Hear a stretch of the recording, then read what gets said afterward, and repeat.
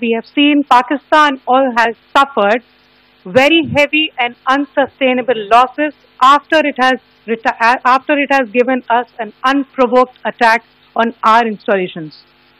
It has suffered losses in both land and air. There has been an extensive damage to the crucial Pakistani air bases like Skardu, Sargodha, Jacobabad and Bholari. In addition, a loss of AD weapon system and radars made the defense of Pakistani airspace untenable. Across the line of control, extensive and precise damage to military infrastructure and command control centers and logistic installations.